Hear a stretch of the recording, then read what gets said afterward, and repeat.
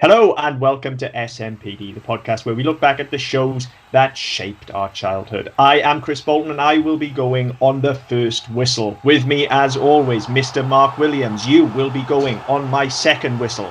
Hello. 3, 2, 1. That would really work better if I could whistle, wouldn't it? That was fucking awful. And you ruined me for the video, by the way. I was going to do the same thing. Really? Yeah, that's fine. We can wind this back. Yeah, that's fine. Fucking who wants to edit? Exactly. I was trying to work out how I could do contestant ready, gladiator ready, but I was going to do listener ready, podcaster ready. Well, see, I thought about doing that as well, but I don't know why. Maybe I'll just cut that in anyway. Anyway, you'll know by the time you watch this, listeners. You've obviously already worked out that we are looking back at Gladiators this evening. Another last minute addition to the schedule. We're not having a lot of luck with a lot of the shows that we want to do at the moment. Yeah, we were going to do Saved by the Bell, and obviously with the reboot, or the continuation as it is coming out. I think it's just everywhere's gone. We don't want to make this available now because in 6 months' time we're going to really whip it up again and sell it for a fuck ton of money. I mean, I literally could not buy it anywhere. No, that's it. It's not on streaming anywhere. It's not. You can't buy it anywhere. Like to a point where we even looked at the various streaming services in America, and even there, it's like you can't even sign up for a trial and get it because it doesn't fucking work. No, so yeah, as luck would have it, Gladiators was on the list anyway, and it was one that we figured research we could do pretty quickly. Yeah, because I'm assuming you watched Gladiators a fuck ton. I know I certainly did. Oh hell yeah. It was weird though. Like I don't know if I ever really, really loved Gladiators. Oh, I did. I'll tell you. But I watched a fuck ton of it. Well, yeah, I mean, I know, like we all love Jet, but no. I mean, aside from that. Oh, okay. There was, they came out in '92, so yeah, I'd have been that age where I'm fucking stupid, even more so than I am now. So you give me a patch of grass and a couple of mates, and we'll fucking recreate it as best we can. Now there is a hill, obviously you'll know it. So when you come from my parents' house, you follow the road up, and then you go left down the hill to head into town, and there's a grass verge there, which must be about, I don't know, 40 meters long by about 60 meters wide, and it's pitched at about 40-degree angle, and we could pretty much recreate every event we wanted to. So atmospheres, you put some jumpers down, you have 2 gladiators and 1 contestant, and you have to roll down the hill and hit them all, and you score points. Right. For pyramid, you've got to go up, and there's 2 coming down to try and stop you getting up. All this sorts of shit, and jumpers with goalposts was shit by then, so just make gladiator stuff and pummel the fuck out of each other. So that's what me, my brother, and our friend Jonathan did. Yeah, I mean, I get it. I think probably Duel is responsible for more playground injuries than I guess the only things that are responsible for more injuries are probably bulldogs and DDTs, I would imagine. And Bulldogs the game, not Bulldogs the actual dog. You understand? Yeah. Well, that's just bonkers. They banned them because people were whacking each other across the head with them, and somebody got a split above their eye. Yeah, we went through a phase where conkers were banned and yo-yos, and they used to ban fucking anything, anytime. So like anything that's popular, basically. Yeah, well, like we make fun of like kids today for being soft and stuff as well, don't we? But like seriously, it was the same in our day. They banned anything once you fucking really got into it. But yeah, Gladiators was responsible for a fuck ton of injuries. Like you were saying as well, yeah, everybody sort of went out and played Gladiators. I had a Tump that I used to play on, but it was more wrestling with us than it was Gladiators. Yeah, but with us it was wrestling as well. It was Gladiators was a bit of a phase. But this was my thing with it, okay, and I think I found Gladiators probably and actually I did definitely find Gladiators via wrestling. I think I would have been into it anyway, but I may have talked about this in the podcast before. Like when I was young, in terms of watching wrestling, I used to go to my auntie's house to watch WrestleMania and SummerSlam and stuff like that. Me and my cousin would stay up with my auntie. We'd stay up till like 3-4 o'clock in the morning because it was on live on Sky, and we'd go and watch all the wrestling and stuff. So then occasionally, like normally if I was then just general babysitting duties fell to my grandparents, but if for whatever reason they were going out with my parents, I would go to my auntie's to be babysat while my parents would go out. And just via our passing interest in wrestling, we somehow managed to stumble upon American Gladiators at like 2 a.m. on Yeah. ITV because my auntie was fucking cool and let me stay up late and watch telly, right? So we somehow stumbled on American Gladiators. This was probably, I don't know, 18 months, maybe even 2 years before Yeah. like got it over here. It was definitely before Gladiators were a thing. So I kind of had this like brief dalliance with American Gladiators, and then by the Yeah. time Gladiators came around, I was a little bit hipster about it, if I'm honest. I was a little bit like, oh, Yeah. yeah, but it ain't as good as the American one, is it? No, I mean, I'd seen some because similar thing that we used to go to my grandparents on a Friday night, and they were largely not that fucking bothered when we went to bed, as long as we went to bed at some point and we didn't wake them up in the morning. They didn't give two fucks. Yeah. So we used to do the same, and we'd stay up because you'd have. No, you didn't have Raw and SmackDown in those days, but you'd have like Saturday night's main event from the week before would be on a Friday night, and Superstars would be on and shit like that. So you'd stay up and watch all of that, and then like my gran would be like, no, she said, oh, well, I'm going to watch fucking Walker Texas Ranger now. You sit down and watch us. We'd be watching shit all fucking night. And I think I had the similar thing where I'd seen a couple and then kind of forgot about it. And then when it started over here, I was like, I've seen this, but it's not this. That's the and thing. It was a bit, to be honest, by the time it got here, it was a little bit more special. It was a little bit glitzier because they'd spent a lot of money on the arena. Obviously, no, the NIA is a good arena anyway. But it spent a bit of time, they kitted it out properly, and it looked like they weren't in somebody's fucking warehouse, which the American one did a little bit. That was the thing. And I think part of me, because by the time Gladiators hit over, what was it, 92? 92. So I'm 11. I'm not too old, but I'm old enough to start looking at things going, and I was with wrestling as well, going like, yeah, but it's all fucking fake. Now I know Gladiators wasn't, but it was the fact that we had this massive arena and all these fireworks, and like Wolf was a bad gladiator and stuff like that. Whereas the American one, yeah, as you said, literally did look like it'd been done in somebody's fucking warehouse, and it was just a bunch of people just beating the shit out of each other, basically, while doing these assault courses. So there was one event which they brought over here. I don't think they had it in the first series, but they had it in the second or third, called Gauntlet, where you had to get past a certain number of gladiators. Yeah. One had a ramrod, the other one fucking tackling pads and shit. Yeah. And when it was here, if you got flipped over the side, you started back from the section you were on. They stopped the clock, you start again. In America, that was just tough shit. You're out. Yeah. You're out. And so the whole thing was, you had lots more fighting, you had a lot more scrapping, and people trying to barge under legs and shit like that, which they banned over here. It was the spirit of the game is you go through them, not under them. Yeah, there was some people tried to go over, so they'd start trying to do a bit of parkour over the side and fucking flip over and shit like that. Didn't really work because it was a bit shit, but you had that sort of thing, so it was a bit more controlled over here, but it just looked a lot glossier and a lot slicker over here. It really did. And for all I was saying, I was too cool for school with it and stuff like that. Like, don't get me wrong, I still watched a fuck ton of it, but I just feel like it was kind of, I don't know, I enjoyed it and I got into it and stuff, but then I fell off it quite quickly, I think, as well. By the time we got, I was 11 when it started, easily by series 2 or 3, I was just like, fuck Gladiators. Because as much as anything else, it was on a Saturday afternoon. And by the time I'm 14, 15, I'm out fucking drinking on a Saturday afternoon. So, I mean, I'm not staying inside watching Gladiators. No, so, I think, I don't advocate, by the way, you let your children go out drinking at 13 or 14. It's just there's as long as they're quiet, I don't give a fuck at the moment. There's fuck all else to do around here. So well, that's it. Would go to a park and drink cider. Well, you can't now because you've got to stay away from everybody, haven't you? Well, now, yeah, but although good, you get kids who are about 13, 14, 15 going to shop with a mask on now. You can't tell how old the cunts are anyway. Yeah, exactly. But I mean, at least we were just drinking cider. I wasn't smoking, so I think that's okay, right? That's fine. Drinking's all right. Yeah. That's right. It's just the smoking that's bad for kids. Yeah, smoking shit. Yeah. I explained that to the two of them yesterday. Actually, that smoking's bad for you. Yeah, smoking kills. Okay. I can't remember how we were sat at the dinner table and something came up, and I thought, I bet number 2 is going to be that kid who thinks that smoking looks cool, so he's going to try it. Very much like us.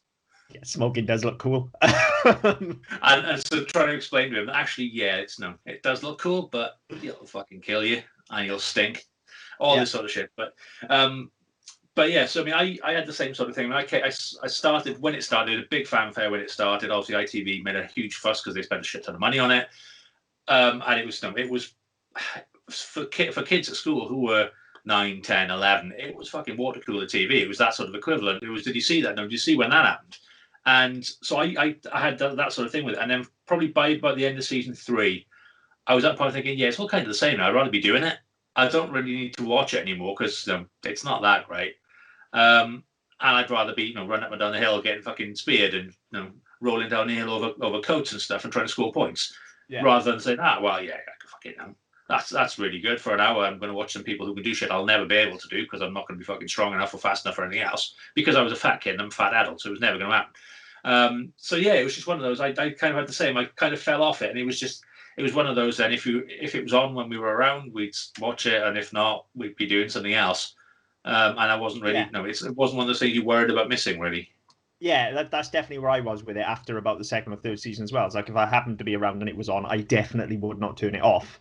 But what it lacked, and I'm going to compare it to wrestling a lot because there is just natural. It's sports entertainment, whichever way you slice it. It's exactly that. And the difference is that wrestling, for whatever you think of it, it had storylines. It was fresh every week. There was something new. There was an evolving story to follow. Whereas with Gladiators, it was like later seasons they started rotating the events. Yes, but like the first two or three seasons, it was just the same thing all the time. The same six in the same order. The only thing that was different was like which fucking PE teachers were doing it this week. Well, that's it. I mean, it was so when they started, you had the same six. So you had Atmospheres was always first. Yep. Then they were in the same order as well, weren't they? Yeah, the first season they were. So you had Atmospheres, then The Wall, then Danger Zone, which I'd forgotten about. Actually, I was reading. No, that's the cool one where they shoot the fucking missiles. Shit, that one was badass. I'd forgotten about that one. Swing Shot, which I'd also forgotten about. That was a bit fucking lame. Is that the one where you start up high, you bounce down? Yeah, and you have to pick the things up, and they had like holes. You have to score a big baskets in them every day. Yeah. Hang Tough, which was always one of those. I was like, well, I never will do that, so fuck it, I don't care. That is the hardest fucking, like, of all the people. Certainly the original ones, that was definitely the hardest. That looks impossible. No way could I ever do that. No, I wouldn't even make the first ring and be like, oh no, fuck it. Yeah. So you had that, and then Duel to finish off, which was just fucking lethal. And that was the one, if anything, that was the one you always recreated at home with your siblings. Because you always had something that was just about big enough that looked like a big fucking Q-tip. And you could smash each other right the edge of them. I mean, all you needed was a brush. That was it. If you had a brush, you were away. And like literally. If you had a kind sibling, they put a pillowcase over it, so it wouldn't hurt you quite so much. Yeah, we would just beat the shit out of each other all day long playing Duel. And it literally was, if you weren't wrestling, it was going to be that was going to cause the head injury. It was one of the two. Seriously. Yeah, definitely. And actually, I think Duel was probably worse because, like, at least, like, when you're wrestling, right, especially as a kid, like, let's be fair, we were all playing wrestling. You can kick and punch people, and you can do locks and grapples and shit. And you can do a DDT, and that's it. Like, nobody's doing a pile driver, nobody's doing a suplex. Right? You haven't got the strength, and you don't have the agility to do that. I used to be able to power slam and body slam my brother. Well, yeah, you're fucking huge though. Well, at the time we were about the same size, but it was one of those that. It was, you could sort of do it, and we was wrestling in the bedroom because the parents downstairs and I'm out of the way, so just fucking get on with what you like, just don't kill each other, sort of thing. And so, we got to a point where I could stick him on my shoulder and give him a running power slam onto the bed. And because he landed on the bed, it didn't fucking hurt. Yeah. Occasionally missed, but that was kind of the fun of it. But nobody's doing fucking suplexes, and nobody's doing pyros, nobody's got anything to jump off to do fucking flying elbows and shit like that. No, so people go on, with wrestling, like, don't try this at home and stuff like that. And, like, you just can't. No way can you get another kid up for a pile driver. What you can do is a DDT, right? Because it's just a headlock, and then you drop on your back. However, it would always fucking hurt you more than the person who tried to do it. Because you don't know how to fall. Like, professional wrestlers know how to fall, do that. If you watch them now, they fall on their back. As a kid, you don't realise that. You think they jump and sit on their ass. So that's what you do and end up breaking your fucking tailbone. Well, that's it. But not only that, you do that. So you injure yourself on your landing, but then because of the way you're holding them, they drive their shoulder into you as well. So they fucking wind you at the same time. Yeah, exactly. You've got no recovery time from it. Exactly, right? So most of the time, even if you play stuff, like, you're not really injuring each other because if you go for a big move like that, you're going to hurt yourself as much as everybody. So what you end up doing... You're in fucking trouble as well. Yeah, what you end up doing, and you pull your punches because you're playing, so what you end up doing is just punching and kicking, and occasionally, if somebody's willing to lay down, which doesn't happen very often, you can drop an elbow or something like that. Whereas Duel, you just pick up the nearest thing and start beating the shit out of each other. Yeah. And if you've got a wall you can stand on, even better. Like we had a very narrow wall in the park down with us, and I mean very narrow. You'd have to stand 1 foot in front of the other. Yeah. And you'd just get on that thing, find a couple of branches from the nearest tree, and just start hitting the shit out of each other. Yeah. No, we had so we had this hill we used to do a lot of events on, but we also had an old railway siding, and it was probably about 15 foot the wall, and it was about a foot wide. Yeah. And we used to do also. So I mean, again, we used to time each other. So our version of the wall was going up the end because the end was narrow. There were footholds in it. You could get up it, but then you also had to sprint across the top. So you didn't finish until you got to the end, and that's where your timer stopped. And we were always against the clock. And it's not far from where my gran still lives. So we used to do like fucking school holidays and shit. We'd be out all day doing this shit. And we used to think nothing of climbing up it, run to the end, jump off, run back around, and do it again. And I said, this is about fucking 15 foot up. Now I'm nearly 7 foot. I won't fucking do it now. No chance. Break an ankle. It's too much like fucking exercise as well, isn't it? Let's be honest. Well, yeah, that as well. I wouldn't get across the wall. I wouldn't balance it properly. But the whole thing of jumping off a wall, it's like twice my height. Fuck no. Whereas then I'd have been about 4 foot tall. I didn't think twice about it. At the risk of sounding old-fashioned as well, though, and I mean, I'm 40 this year, so I guess I can now sound. If I want to sound like a grumpy old man, I think I'm now at that point where I'm entitled to, right? Yeah. This is the only time I think I've ever uttered these words. Like kids today, though, wouldn't even entertain. Like the way you just described that, the first thing I thought was, fucking hell, that's a lot of exercise. Like if you were to be able to all day doing that. I know. Well, yeah, we like you were always out. Yeah, it was out, or if it was raining, you'd be inside playing computer games, right? But like kids today just default to the second option. I can't complain. Like I'm a gamer. I'm not having a pop at anybody. I have firm belief actually that they are very good for you, and fuck knows I need them in lockdown. Okay, but having said all that, the way you just described that, like, you know, there's this big push today to like get kids out and get them exercising, get them doing sports. Like, put Gladiators back on the fucking telly. That'll solve it. But the thing is now, right? I mean, you have stuff that you like fucking Total Wipeout came. That was back on in lockdown. Not the same, but no, though, but they had a couple of events on there, and the kids were watching. Like, oh, that looks really fun. And obviously you've got the water and stuff like that. Same like Ninja Warrior and shit like that. I was going to say Ninja Warrior is the closest thing. So they're looking at stuff like that. But even then, it's so fucking sanitized now. Well, Ninja Warrior is missing the other people beating the shit out of you, isn't it? That's the difference. At least with Total Wipeout, you've got the people aren't there beating you up, but the obstacles are. Yeah. And so, you've got shit like that. But I mean, it's so inaccessible now. You've got to go to a place to do that because it's all set up with the inflatables and the water and the fucking safety nets and the harnesses and all this shit. Jump off a fucking wall once in a while. We didn't need that. Yeah, we just went up the mountain and fucking pushed each other down the banking. Like, well, I broke my collarbone. I was 7, and me and my brother had been out. And we were running down. My other grandparents lived on a mountain up in the valleys. Running down a fucking track, slipped, went completely out of a tip. Put my arm down to catch myself and snap my collarbone. And didn't fucking think twice about it. It hurt. A couple of days later, I was like, well, clearly nothing wrong with it. My parents didn't take me to A&E, so I must be fine. And so then a couple of days later, again, on the same said railway siding, doing the same thing, I landed awkwardly and fell on it. And at that point, they go, all right, we'll take you to A&E, but when your father gets home, he'll take you to A&E when he gets home, but when there's fuck all wrong with you, you're going to have hiding. I've never seen my mother look quite so fucking guilty in my life. Again, though. I'm holding on to that 30 years later, but I do bring it every now and again. Again, though, parenting in the late 80s and early 90s, like, well, you know, it's totally different kettle of fish. Yeah, long before the fucking street lights come on. Exactly, and I mean, we were staying with my grandparents, and we were by the Gladiators pitch. We also used to play football under the motorway there because it was dry and it wasn't much traffic. So as long as we could see the ball, we could carry on playing. After that, fuck off home. Yeah. Well, you just instinctively knew when it was time to go home then as well, didn't you? You knew, like, there was a cut-off point where, like, once the sun starts going down, you've got, like, maybe half an hour, and if you're home after that, you're going to hide in. But, like, I think kids have just lost that. It's not bred into them now. Anyway. I mean, it's such a fucking... I mean, we're at a point now where there's a lot more distrust. I mean, I wouldn't let my kids go and fucking play in the park. And the park is, like, 100 yards from my house. But because I can't see it, I wouldn't trust number 2 to be honest, fucking Owen anyway. But I wouldn't let them go because you don't know who's around, you don't know, and it's a very. I'd imagine our parents had the same sort of concern, but it's definitely like scumbags have always been there. Well, it's just that it's now media saturation just rubs it in our face every day. Yeah. Now I'm not saying that's a bad thing. It's good that everybody's more aware, But those scumbags have always been. And the difference was when we were kids, if somebody did try and grab us, there'd be a gang of about 10 of us, and the rest of us would all. Yeah, exactly. We'd pick up the tree branches and beat the shit out of them. That's what we would have done. So it was a lot more difficult to snatch a kid, whereas kids today are a bit softer. Yeah. You know, that's the trade-off, isn't it? Yeah, And exactly. look, I'm not advocating like, you know, years ago it was okay to do this stuff, because of course it wasn't. But I'm just saying that as kids we were just harder, I think. Yeah, I mean, I think that we were. It's the same with every generation. You're a product of your environment, aren't you?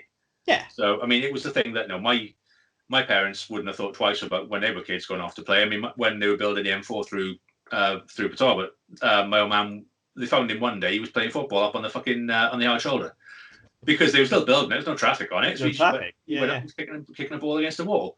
Now it happened to be the wall was 25 meters in the air, but fuck it, why not? And no, he knew all the boys working there knew him. He was fine, but you wouldn't do. No, I mean, by the time we were kids, it was like, well, okay, you can go here, you can't go there, you can do this, you can't do that, and as long as you stick by that, then that was okay. The big thing for us, wasn't it? It was watch the roads was the thing with us. We were the generation that were like careful of the roads, careful of the railway.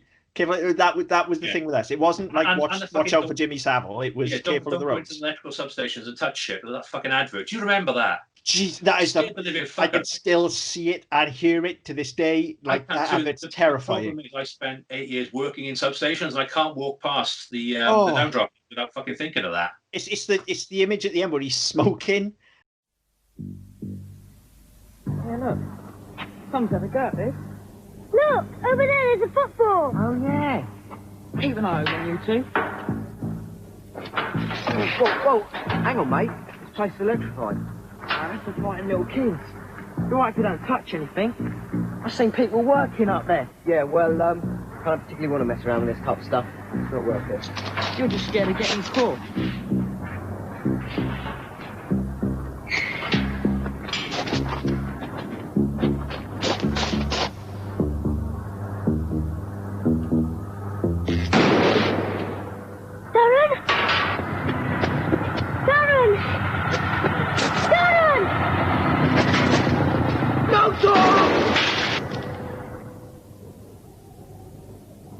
Stay safe. Stay out. Don't take a chance with electricity. And you just smoke it. Yeah. Oh, horrible. And the thing for me is the bit where he leans over to put his hand on it, to lean on it.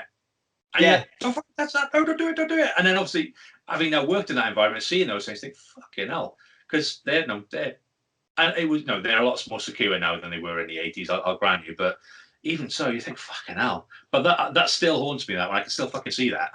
Two adverts that stick with me from my childhood saved areas. That's one of them. The other one is the hedgehog singing "King of the Road."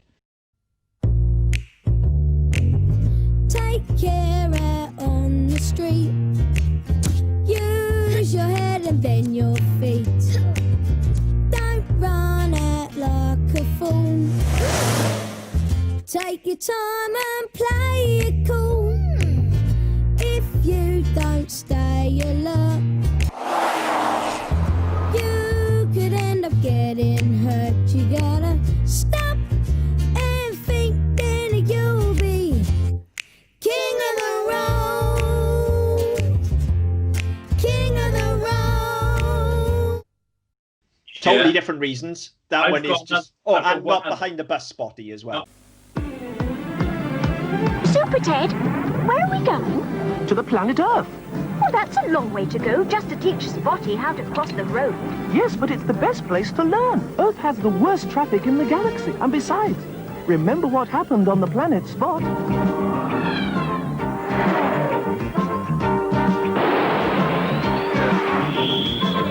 Super Ted! Spotty! Look, Super Ted, there's Blotch! Blotch! Blotch! No, Spotty, don't! Great moves of Spotty! I better say my secret magic word. Gotcha! Oh, thank you, Super Ted.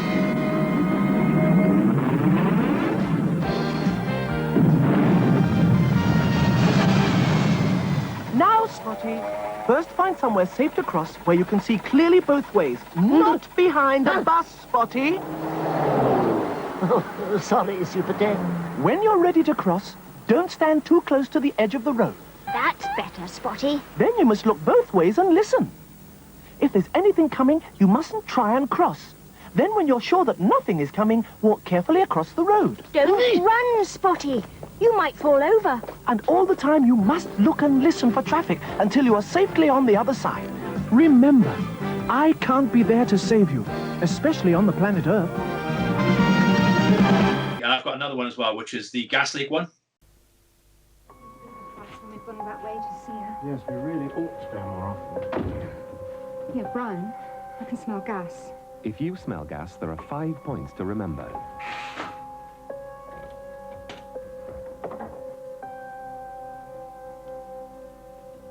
Hello, gas emergency service. We've got a gas leak.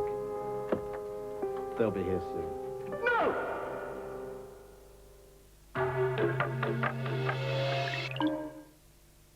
Don't remember that one. But Oh, then as a kid, I was probably like, why the fuck do I care about gas leaks? I can't read the light switch anyway. Yeah, that one always fucking stuck with me as well. I don't know why. Whereas not behind the bus, Spotty, is something I actually still say to this day. Me too. Because it's just there. And the King of the Road thing as well. I could actually see the animation in my head. They rolled that out again a couple of years ago, didn't they? Yes, they did. I got stupidly excited when I saw it again. Like ridiculously excited. Maybe we should do a show on these old. Maybe we should do a special on some adverts. Yeah, I think maybe we should. There's something in this. But anyway, unsurprisingly, the 25 minutes. We have been talking about Gladiators because we're talking about the cultural impact. Well, it's the cultural impact of Gladiators. Like, it just made us all want to go out and be the shit of each other. So that was the one thing. And you were saying that you had a relationship with it because of that. I mean, the other thing with me was, I was coming of an age where there were women not wearing very much on this show a lot. Yeah. So there was that about it. Plus, a car. Well, so, yeah. I mean, I always remember there was a guy I was in school with probably around about the time of the third season, and he had a massive crush on Lightning. Okay, glad you. That was the wrong place to pause. Oh, sorry, I was trying not to swallow my tongue. Yeah, so he had a massive crush on Lightning, and I don't know if you remember when she started the first series, she had this massive fucking blonde perm. Yes, yeah. Proper fucking Ronald McDonald shit. Yeah. And then by the time the second series came around, and everybody was fucking wanking over Jet. Oh, it's all about Jet. What? She came back and she'd had her tits done. She had a different costume which was tighter and more fitted. She didn't have the sort of half sleeves and shit. And she had this really fucking long, sleek blonde hair. Then all of a sudden, it was I remember the Sun and the Star. They constantly had one or both of them on the cover every fucking day. And whereas like through the first series, they wouldn't have bothered. It was just all Jet. Good old Star. Oh dear. Is the Star still going? Yeah, you can still get the Star. I'm sure of it. I haven't read it for years, but when I was on site, that used to be a daily ritual, going by the Star for a laugh at lunchtime. Read the Star, or do you look at the pictures? You look at the pictures in the Star. Sport, isn't it? Yeah, I mean, as I was getting older, I was buying it ironically because it was literally like the stories were fucking hilarious. Yeah. Just absolutely. I don't know how I would have got through my day without reading how Dave from Scunthorpe got a fucking coat hanger stuck in his Jap side. Do you know what I mean? I don't know what I would have done. Because those are the kind of stories you get in the Star. When I used to work on site down in Swansea when we were doing the substation down there, we used to have a bit of a competition every day who could find the best agony column letter. Yeah. And yeah, the star would always be the best. The sport were always them. You could always tell they were made up because they were just trying to be more perverse. They just tried too hard. The sport was trying too hard. The Sun and Star were those good ones though. Yeah, I always thought if you're going for the sport, just go for the top shelf. If you buy in the sport, everybody knows what you're doing. So just buy a fucking copy of Playboy if you're going for the sport. Playboy's a bit classy actually, isn't it? Sport's a lot cheaper. Probably more like Fiesta, but yeah. Or again, if your kid's like us, you just find one by railway sidings. Yeah, exactly. In the bushes by the side of the railway track. They were always sticky, but they were free. Yeah. So you didn't mind. That is way off. If it rained the day before, you were fine. Yeah, you were okay. That bit may be cut out. No, it won't. I don't know how the fuck we got there. It really won't.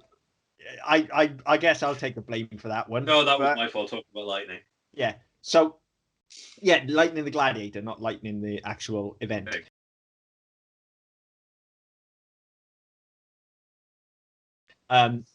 But yeah, so there was that about it. Then the Gladiators themselves, yeah, there was a period, I think probably the first 3 years, where they were like superstars. Like you mentioned, they were on the front of the paper and stuff. Like they were fucking massive. There was a very limited toy line as well from that first season, where every gladiator had its toy, and then there were 2 generic contestant figures. They were play sets as well, weren't there? I know there's definitely an Atmosphere one at least. I never had it, but I remember there being. There were play sets. There were fucking sticker books with shinies and all sorts of shit. No, this was massive. I mean, it ran for about 10 years. Didn't it? It ran from 92 to 2000, and then they rebooted it on Sky in 2008, 2009. But they replaced a lot of the mats of support structures with water. So when you got knocked off duel, you fell in a pool rather than falling on a mat. So it's just Takeshi's Castle at that point, isn't it? Pretty much. But again, with people that'll punch you in the face. Yeah, it was more. I think it was more to do with the fact that towards the end they had a lot of injuries, especially with things like Pyramid, and so they kind of went, you know what? If we're going to do it, we need to be a bit more sensible and a bit more careful. By this point, you had Takeshi's Castle. You'd had Total Wipeout was a thing. It was around. There'd been lots of that type of show for a while. So water seemed like an obvious answer. Yeah, I do agree with it. I mean, if you get knocked off the podium in duel, you what, 10 foot up? Oh yeah, and you hit the water, it's going to slap, but it's not going to fucking kill you. Well, it's going to remove the force, isn't it, straight away? Yeah. Whereas if you hit the mat, the mats are very padded and very thick, but you land awkwardly on that. I mean, you land on the back of your head with that, it's still going to fucking hurt. Yeah. Because but you just got to make sure the water's deep enough, otherwise you got a really nasty head injury, I suppose. I think it was probably if the podium was 10 foot, it was probably about 15 foot the other way. So, and you need to make sure your contestants can swim. But let's be real. If you're on that show, I was going to say, there's nobody on Gladiators. Like, Gladiators was literally a show about frustrated PE teachers beating each other up. That's what it was. Like, they were supposed to be like members of the public that were competing for this £10,000 prize, weren't they? Or however much it was. I'm sure it was £10,000. Yeah, something like that, right? They aren't fucking average members of the public. They were all like super fit, roided and all sorts. Yeah, like you don't see people like that. Even when you go to a gym, you don't see people that look like that. No, I mean, you look at some of them. There were a couple who apparently went. They applied as contestants, and they were just like, no fucking chance. Cobra and Hunter are the two sort of bigger examples. They tried out for season 3, and they were just like, no, that's not fair on anybody else. So they brought them in as reservists and shit. So they popped up in a couple of events, and then they were series regulars by season 4. Right. So they did that. The Scouser who won series 2 or series 3, they named Eunice or something like that. She went on. She was made a gladiator. She did a lot of the live shows, and then went on to be like a stunt woman. She's like Jolie's stunt double in most of the things Jolie's done. Oh, right, okay. As godmother to one of her kids, apparently. Wow. Or because she started in Gladiators. There you go. Or because she was a Scouser who went on to Gladiators rather than stealing cars. I bet the other Gladiators fucking hate her. Probably. Let's see. I mean, I don't know. I guess like Wolf probably gets to open at least 5 Sainsbury's a year, doesn't he? Oh God, yeah. I mean, but the way they did it, I was reading it here. They did Gladiators, which she won. Then they did International Gladiators, which she won. Oh, sorry, I was going to say they did like a weird Ashes thing. They did an Ashes, and they did something with South Africa as well. So she won all 3 of those, and then decided to retire. Okay. Which retiring from being a contestant on Gladiators, if that's the thing, but that's what she did. So then she went on she was Famke Janssen's stunt double on Goldeneye, and then she went on to do Fifth Element, the Avengers. So the shit Avengers. Yeah. Not Avengers Assemble for the UK. No. That Avengers with John Steed, Wolfman, and Tomb Raider, and frequently doubles for Angelina Jolie. There you go. So but she doesn't open any Sainsbury's, does she? That we know of. So I mean, she was involved in the News of the World hacking thing as well, because she was Jolie's. She was involved with Jolie. Yeah. So yeah, makes sense. I feel like I was probably unduly harsh on Wolf there as well. Actually, I think he's the only one who still has a career out of it, I think. And of all the Gladiators, right, if you look at them, right, even if you look at them back then, I'm not talking about what they look at now, and I did have just to look up, like, where are they now kind of thing, right? I mean, he looks like a dude now, to be fair. But when you look at him back then as well, like of all of them, if you were going to go for a pint with one of them, oh god, yeah, you'd go with him, wouldn't you? He's The rest of them look like the rest of them like got fucking protein shakes in them. Exactly. He's the only one. Like, yes, he was massive, but he's the only one that looks like you might genuinely find him kicking around in your local Well, that's gym. the thing. You kind of, if you look at and that's not a slight in saying he's unfit. He just looks like a normal person. That's the thing. He looks like a normal show. And if you bring it back to wrestling, you look at you got people like fucking Hulk Hogan and the Ultimate Warrior, and when you came onto the Next Generation, you look at them and they're all clearly fucking roided up. They're going to have a fucking Welsh water off of them. Yeah. And then you looked at people like Bret Hart, who were not massive, but they were muscular and they were strong, but they weren't the same build. Yeah. And it's that kind of thing where you think, yeah, they still kick the living fuck out of me, but they're less intimidating to look at than the others. Yeah, and like he was supposed to be the nastiest one as well, but you look back at now and you go, yeah, he's the most normal one. He's the only one that really had a character, didn't he? Like the rest, that's what was missing. You see, for me, I feel like if we were going to go this glitzy with it, whereas we said like the American one was a bit nastier. So if we're going to put on a show, if we're going to be the British wrestling equivalent of it, essentially, then we needed Big Daddy and Giant Haystacks. We needed characters. Well, that was it. And you had it with Wolf, and you had it to an extent with John Anderson, with the referee. He was probably the only other fucking character in it. Yeah. Everybody else, they had their names, and they had like some fucking signature move, but they didn't do anything. Yeah, they just had if they had a victory, it was like when you fucking win Street Fighter. They all had their own fucking. Yeah. They all did some sort of flip like or some sort bicep of flip curl or or cartwheel something. or whatever it was. Yeah, like they had their own pose. Yeah, and then they'd all be stood in their own pose. Whenever you had a group photo of them, they'd all stand in like these distinctive poses as well, wouldn't they? Yeah. So you had that, but Wolf was the only character you had. I mean, you did get some later on where you got the impression some of the gladiators were trying a bit too hard, and they wanted to make some sort of character, but it didn't really pan out. I think that's probably what happens though when you just get like super fit people. Yeah. I mean, look, it's the same when you see like bodybuilders and stuff. Certain exceptions, Arnie obviously being one of them. But when you get bodybuilders trying to transition into acting, and to be fair, wrestlers as well, they're like for every Rock. There's a John Cena. Yeah. Well, he's doing all right. He's growing into it, isn't he? In fairness, he's doing all right. Yeah, he had a slow start. I was about to say for every Rock, there's a Hogan, but well, yeah. I didn't want to be that unkind. Cena makes me laugh because there's a story going on. I don't know if it's true, but apparently he couldn't manage the sex scene in Trainwreck, so he actually blew his load. I don't know if that's true. I've read that in a few different places. Apparently, the only way he could do the scene was actually come. That's amazing. That sounds about right, but I don't know if it's true. I've read it in a couple of different places, but that wouldn't surprise me. That's a proper method. Do you think he does that when he's coming as well? Well, probably more like that, to be honest. Well, no, that's only one hand, isn't it? The other one's got to have something to do. Oh, this one's gone awry. I've got the image now. And before he gets on the bed, he gives it the old 1-2, and then. Oh dear. No, sorry, that's not going to work for anybody that's listening and not watching. But I mean, if you're even, you know what I just did. If you've got even a passing interest in wrestling, so yeah. But yeah, you're right. I think that's what was missing from a lot of it was the characters, because that probably would have added to the longevity of it. I mean, by the time they did spin-offs of it, so they did like a kids version, which I think it's called Train to Win or something like that. And there was a gladiator each week. There was a team captain, so two teams of kids competing against each other in the ones that kids could do, and in like watered down version. So they weren't shooting fucking tennis balls at 90 mile an hour. There's a missed opportunity as well. If you want to do that, you just go urban with it. Just take a camera out to the parks and the fields that we were playing in, set it up, and go, right, kids, off you go. Off you go. Yeah, do it. What can you do? I would watch that all day long. Like that's what YouTube 10-year-olds running around. Oh, yes, it is actually in it. Like there's a YouTube series in that somewhere. Just go and film. Well, you can't these days because you can't film kids. You're gonna get locked up. Can't film kids in a park, and you can't gather people in a park anyway. I think is it all right if you blur their faces out? Innit? Just blur their faces out and watch them kick the shit out of each other. Or if they're your kids, it's fine because then you just put a disclaimer. There you go. How do you fancy filming your kids beating the shit out of each other? We'll make a fortune. One would do it, the other one wouldn't. Shit. Actually, no, I'll rephrase it. One would kick the fuck out of the other one would want to play Gladiators.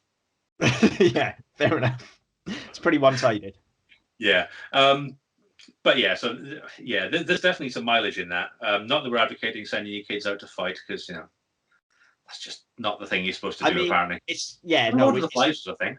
It's like dog and cockfighting. It's just less cruel, because they're kids. So, yeah, they know what they're doing. Yeah, sort of.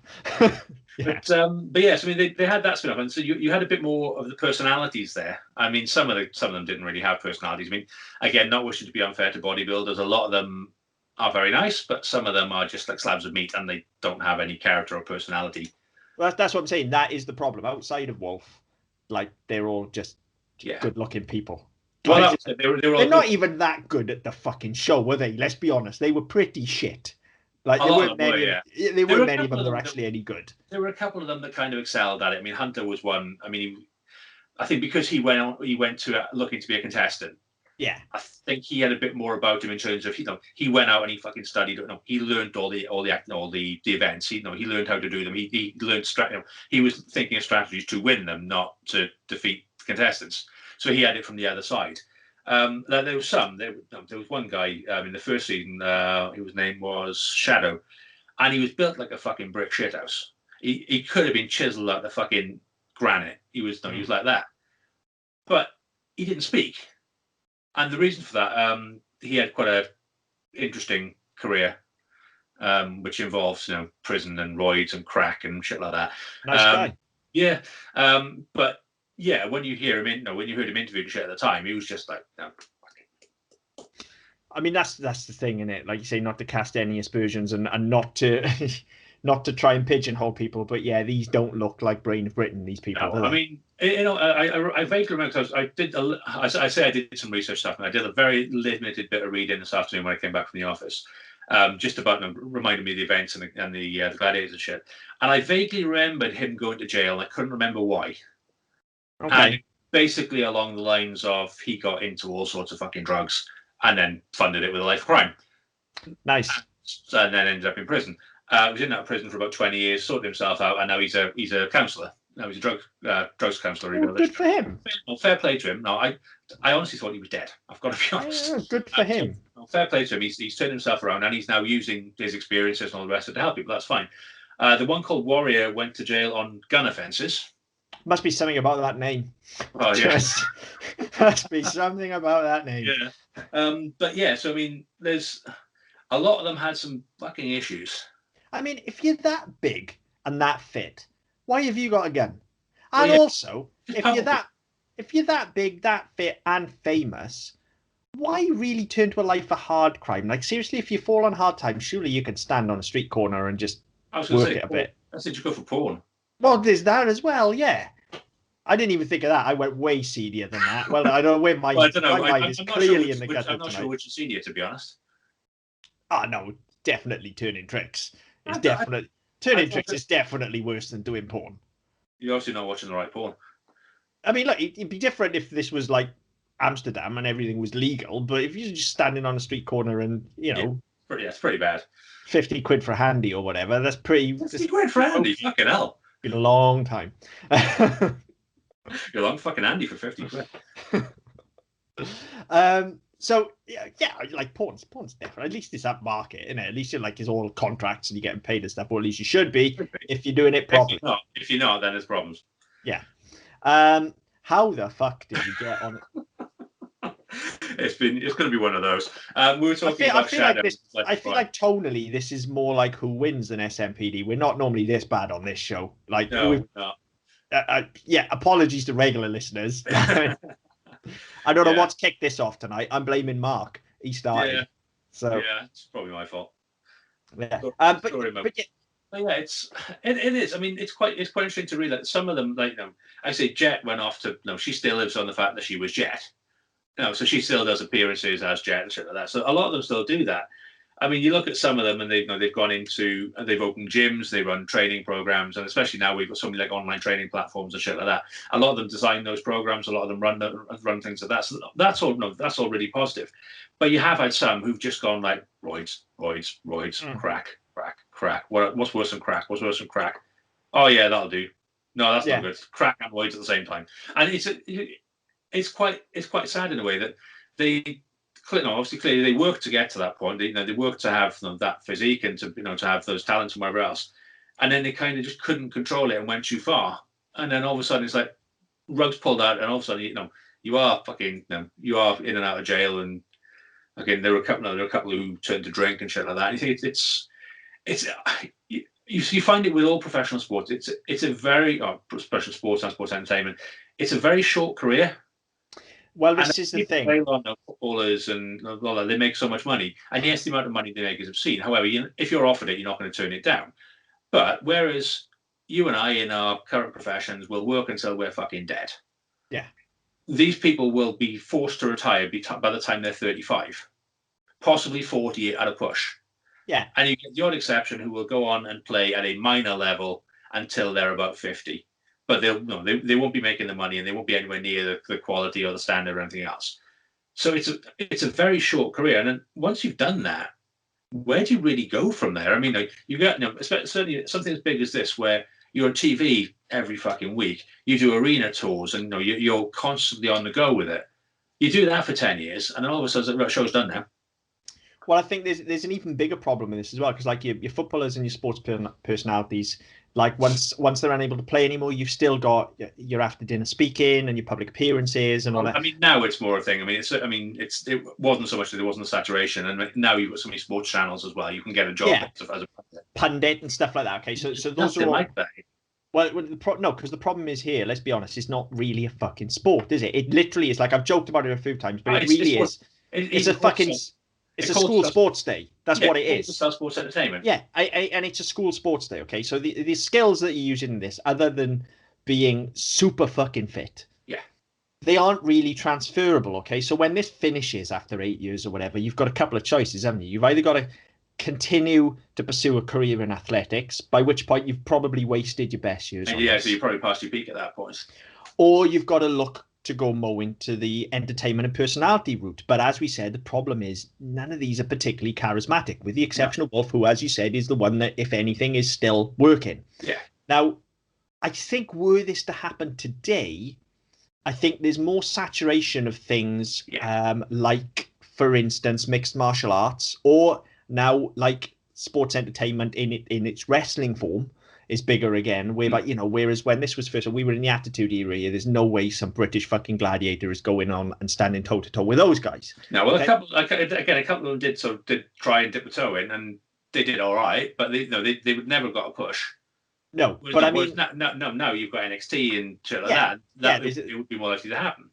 I mean, there was one. I can't remember which one it was, but he did pop up in WCW for about 2 minutes, and they basically fucked him off. And I see, and this is the thing, because that again is, it takes, like, I know people rag on wrestling a lot, and I'm not going to come off like some sort of wrestling evangelist. Okay, I haven't actually watched any wrestling probably for about 10 years now, but that's not to say I didn't fucking love it through most of my life. And the only reason I haven't watched it is because it takes a fucking long time to stay current with the stuff. It's not that I don't enjoy it, okay, but I'm not going to come off as some sort of evangelist, but that is a real learned fucking skill set. You can call it entertainment all you want, but you can't expect to just rock up and do that. No, and the thing is as well, I mean, I've always said this. Yes, okay, the matches they're called and they're choreographed and all the rest of it, and that's fine.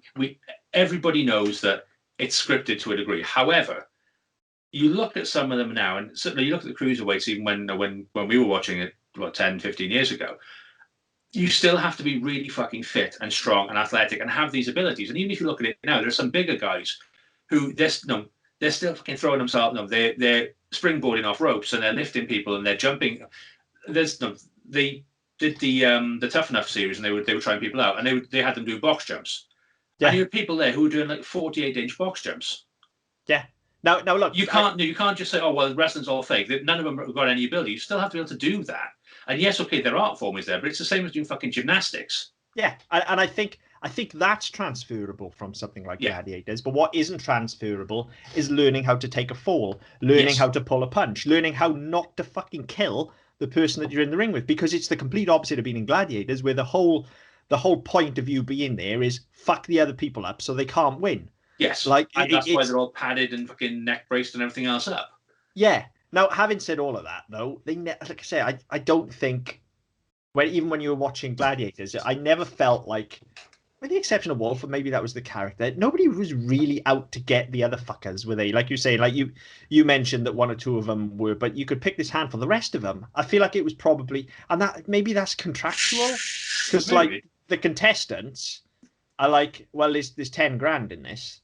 Well, So, that's it. And I mean, whereas the Gladiators are just they get a paycheck, whether they win or lose, they're getting paid, aren't they? Well, that's it. If they lose, it's better entertainment. It's better if people watch it. Well, not if they lose too often, because then they just shit and there's no challenge, is there? Yeah, but I mean, no. Even then, like, it became a bit of a character thing. Then they went on a losing streak. Yeah. So they got to pull it back. So again, there were those sorts of stories that they kind of made themselves out of it.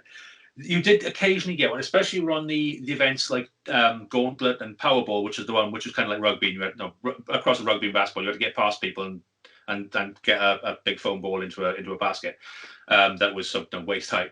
There were a couple of times where they turned a bit nasty because like the Gladiators weren't supposed to tackle; they were supposed to block and shit like that. Yeah. But there were a couple where they just got fucking speared, and like towards the the contestants would get up and they'd carry on the round, and then as soon as it finished, they were fucking throwing helmets at each other and all sorts of shit. You did get some because unlike wrestling, it's that side of it's not choreographed. The whole event side of it is as real as it can be.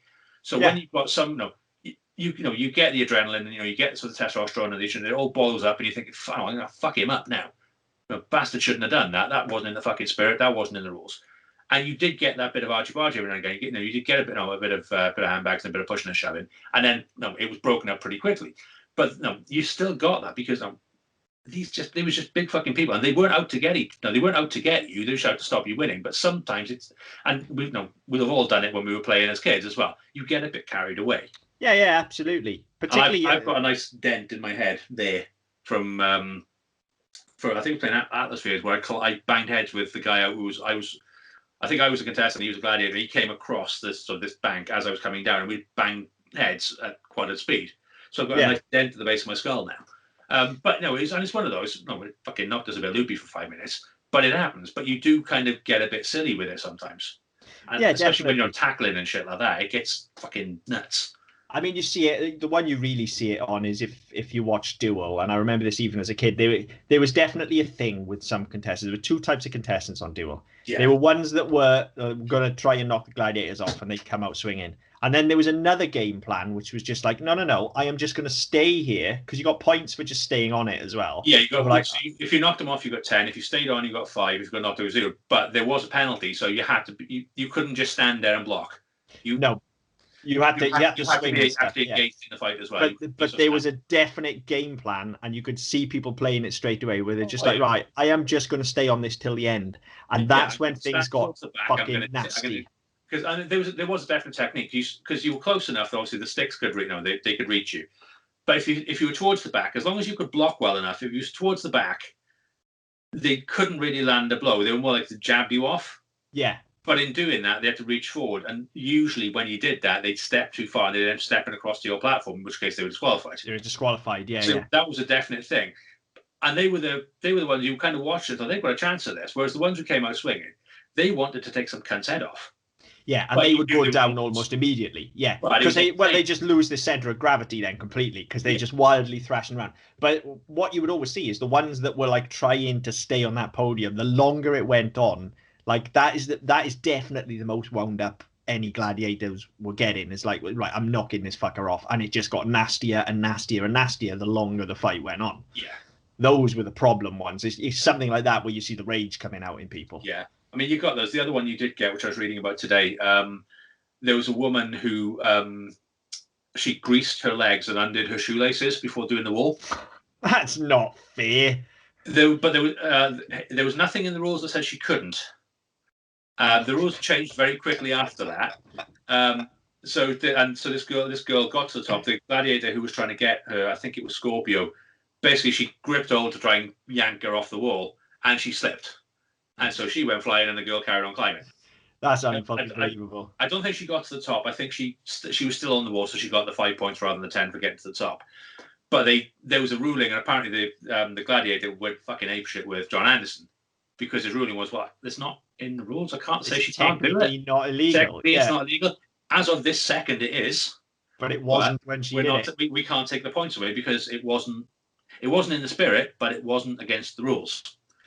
I mean, creasing the legs is pretty low. Untying the shoelaces is genius, though. That's like real thought has gone into that. You had a couple of those. There were a couple where, again, there were a couple where some of the gladiators got a bit fucky with the contestants, where they were just like, "You can't do that." Yeah, I did. Just because you didn't know, just because you didn't think of it.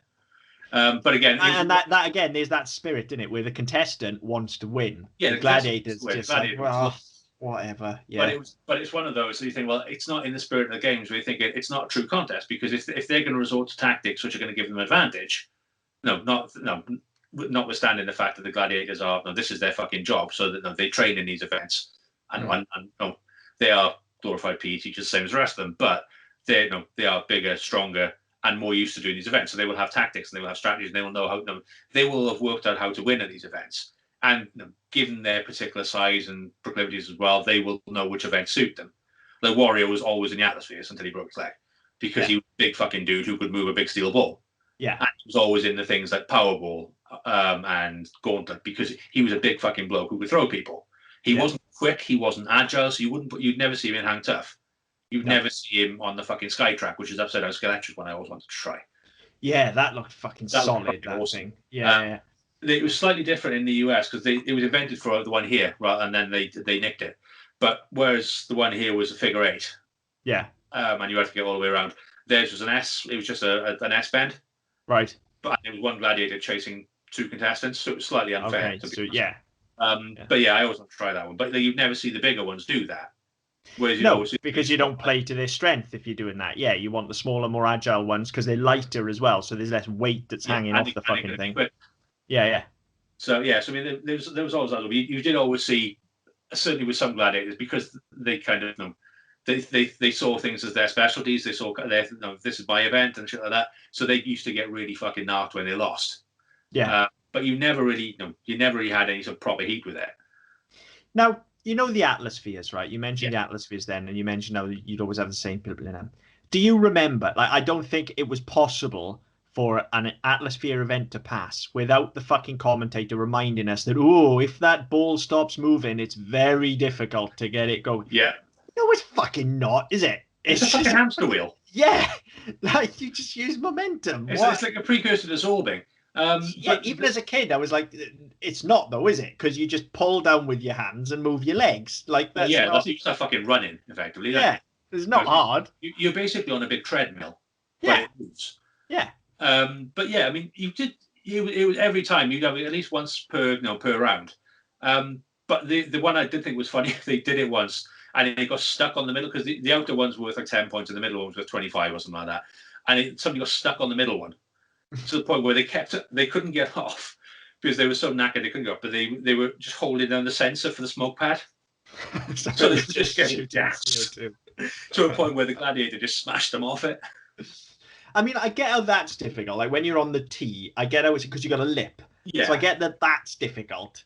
But they were just like, if they lose momentum, they'll never get it going. Yes, they fucking will. Did they start on a flat or did they come down a ramp? I can't remember. They come down a bit of a ramp, don't they? It's not a very big ramp, but they do come down a... there was a steel frame for them to come down. Because there was four corners as well, where they all ran down. So the momentum would carry them down initially, and they'd all smash together in the middle. That's it, yeah. Yeah, that was always the way with that. Yeah. And then that's our event when we played it as well. Yeah. You all just came from each side. The contestant came from the middle, the gladiators came from the side, and you all just fucking banged heads in the middle. Because you were just rolling downhill, much like you and Milton Keynes. Just fucking roll down it and try and get to the jumper first. Yeah, you had no ball to roll down in. No, you just fucking rolled down the hill. Yeah. With shoulders, fuck it. Yeah. I mean, look, you've got imagination when you're a kid. You don't need you can just pretend you're in a giant hamster ball. Yeah. I mean, I'm surprised actually maybe there was a newspaper story and just passed me by, but I'm surprised actually saying it now that there were no stories of kids doing that with actual hamsters. Like, just... you know what I mean? Like if they probably were. Like if you had a couple of hamsters, just let them fucking smash it. I was saying about being a hamster ball. I'm just thinking of Lemmy Winks from South Park just fucking rolling across the bottom of the screen. Yeah. Just going off and doing his own fucking thing. Yeah, I can't believe that never Maybe it did, and we just never knew about it. There were probably all sorts of, because like every episode as well, you had please remember, do not try any of the events at home. Yeah, and you did get some. Like you had some that properly fucking injured people. Like Pyramid was one. Jet retired because she fell off it and busted her neck. I mean, at the end of the day, like a fucking 15-foot drop is not to be laughed at. Like, well, that's it. And yes, it's all padded and it's all, it's like the fucking inflatable things you get in now. But if you fall off it and land on, that's what I was saying about earlier on about when they introduce water for a lot of events. That's the reason why. Because if you land on water, it's going to fucking shape around you. It's going to slap and it's going to sting a bit, but it's not going to break your neck. You land on the back of your head and your neck, falling 15 foot and landing on a crash mat. That crash mat, fucking 3 foot thick, is still going to fucking hurt. No matter what you land on, like if you land on your feet, your ankles are going, aren't they? Yeah. So I say Jet retired after coming down the pyramid. I remember Sharon Davis did it on TV. She blew her knee out doing something. Yeah. I think it was Powerball or Gauntlet, but she turned on it awkwardly and she blew her knee, and that was her career done. I know at that point she was by and large mainly doing swimming commentary anyway. But that was I think she'd only done it a couple of episodes. She was only in it for one season, but that completely fucked her up. Yeah. There were a lot of people who basically got injured and never came back. Yeah, it's kind of, the more we talk about it, the more I think it is just like, it's all the shit bits of wrestling with none of the good bits in it. It's like it's all the risk of the injury, but you've not got the level of stardom. You've not got, I don't know they were probably on a handsome pay packet, but nowhere near the likes of things that comparatively of this era, nowhere near the kind of money that somebody like Stone Cold was bringing in. Oh God, so it's kind of, Stone Cold's probably the wrong example because he was not right at the top anyway. But even you mid and low carders would have been bringing in more than these fuckers. Yeah, and let's be fair, it's Britain as well, so we were probably paying them in fucking, I don't know, fags and beer or something. Yeah, do you know what I mean? But I don't know. It did look like an expensive production, and I guess like when you look at the presenters and that, Ulrika can't have been cheap at this point. Well, no, neither was John Fashanu. John Fashanu, he just retired, and they replaced him with the dickhead English rugby player. I know that narrows it down. I'd well finished watching by then. I think for the last season they brought in Jeremy Guscott. What? Was it Jeremy Guscott or one of the Underwoods? I can't remember. But yeah, it was one of those that you just they were scraping the fucking bottom of the barrel by then. Yeah, Jeremy Guscott. Yeah, but yeah, it was like fucking their thing of star power just wasn't there. And I say Ulrika wouldn't have been cheap, but they only did fucking 12 episodes a season or something like that. So and like realistically, and you liken it to something. You liken it to an episodic weekly show. The reason things like that and fucking X Factor and Britain's Got Talent, all these things keep on coming back year on year, is that you don't have to rebuild your set every year. Once you've bought your shit, it's just there. Well, you haven't got to build a set. You haven't got to pay writers. You haven't got to pay. There's not the build side of it. Once it's up, it's up. Well, imagine they'd wheel it out to the NIA when they were filming because you'd have other shit in there, wouldn't you? Yeah, but realistically, they'd set it up for probably 2 weeks, 3 weeks. And leave it there, and then they go on their arena tour. It's hard work because it's up and down, but it's still only one set you've got to make. But the key to that as well, you've just hit the nail on the head. The key to that, you're right, they got to pull it down. But when you look at something like X Factor, they'll give tickets away for X Factor. It's in a set location. People are not buying tickets to go and watch X Factor, are they? Yeah. They sold tickets for this motherfucker. Oh, they were 20, 30 quid. This was a live sporting event. Yeah. So, you could put all the glitz and glamour in because you're double dipping. Because you've got the live event side of it in the NIA, which is fairly sizable.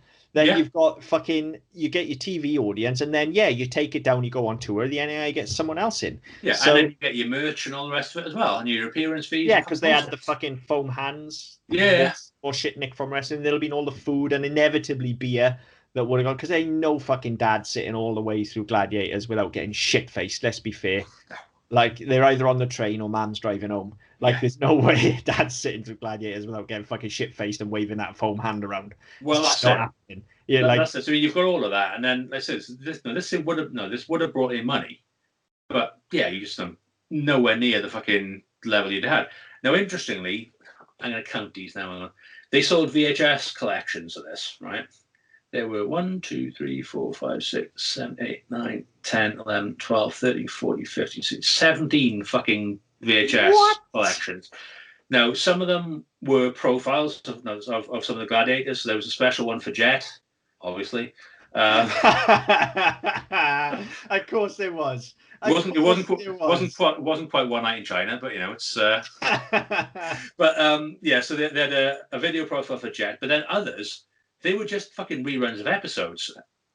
Well, I mean, I was okay. Reruns of episodes. That is the worst thing I could think of then, because when you first said it, I was like, what? Did they just have because you used to get wrestling tapes where you'd be able to watch random matches, and I've still got loads of them there on DVD. Yeah, like fucking best bits of Hogan and shit like that. So you'd have like 4 or 5 matches on it. Yeah, so that's what I figured it was at first. And then I was like, no, it won't be that. It'll be, like you just said, the best of Jet. Or it'll be like, here's the best, I don't know, accidents. Here's the funniest moments. Here's it. But no. Ulrika and Hunter's sex tape. Yeah, like at least if they're themed, you can understand it. But if it's just here's a bunch of fucking gladiators. Oh, the best one. So you had the one for Jet was called Jet, a video profile. Which contained a special episode, Jet, a video profile, so imaginatively titled. I was just thinking that surely there's a much better title than that, isn't there? So so the rest of them, they're all coded, so GL01 to GL016. So the first one is called Into the Arena, which contains Heats 1 and 2 from Series 1, Power Play, The Conflict, Countdown, The Ultimate Challenge, The Very Best of Gladiators. Oh my God. Gladiators Return, Contenders Ready, Gladiators Ready, Arena Attack, Battleground, Combat, The Ultimate Challenge, The Climax, and Gladiators Challenge and International Gladiators. Now, how many of those did fucking Vince McMahon name? How many of them sound like pornos? That's all I could think. Like, Jesus. Well, it's not The Climax. Well, no, clearly not. Obviously not. Fucking hell. Who's buying Gladiators tapes? Well, I mean, this was the early to mid 90s, sort of probably. But again, if you think how fucking big this was, and I wouldn't have with this, but how many things did you got your parents with, can I have that, can I have that, can I have that, can I have that, can I have that? True. And nag them for it until they bought it. True, and even you don't even really want it. It's just like Gladiators is something you know about, and it's on telly, and you're in a shop, and you're fucking bored, and shopping for food is fucking boring. So you walk around the supermarket, and you can have that sticker books, and they've got Gladiators fucking tapes, and they've got T-shirts or whatever. Yeah, but I mean, the difference is a pack of fucking Panini stickers or something. Can I have that? Can I have that? Can I have that? Oh, go on then, shut up. A fucking £10 VHS, no chance. No fucking way. And even if they do succumb once, and you end up getting one of them, you'll get heats from a series. You won't even have the final unless you pick the right one, or you pick the best of the year sort of thing. There was no way. Maybe if I was out with my nan, I'd never go away with that. Probably get my nan to get it if I nagged enough, but definitely not my parents. They'd be like, no, you can't fucking have that. Like, it's not Christmas. It's not your birthday. What's on Saturday like everybody else? Yeah, we'll tape it for you. That's what I had. Yeah. We'll buy a blank tape for $2.99 instead. No, we'll buy a pack. Buy a pack of tapes and we'll tape the whole series. Tape all the fucking Gladiators you want. And here you go, put it on long play as well. Yeah. Save money on the tapes. Back in long play. Yeah, see, we all look back on long play, because I've had this conversation before. We look back on long play like it was this brilliant thing, right? Oh, you could double the length of tape and save money. It's just bit rate. Yes, we can still do that same thing now and save the amount of data we're using. It's just bit rate.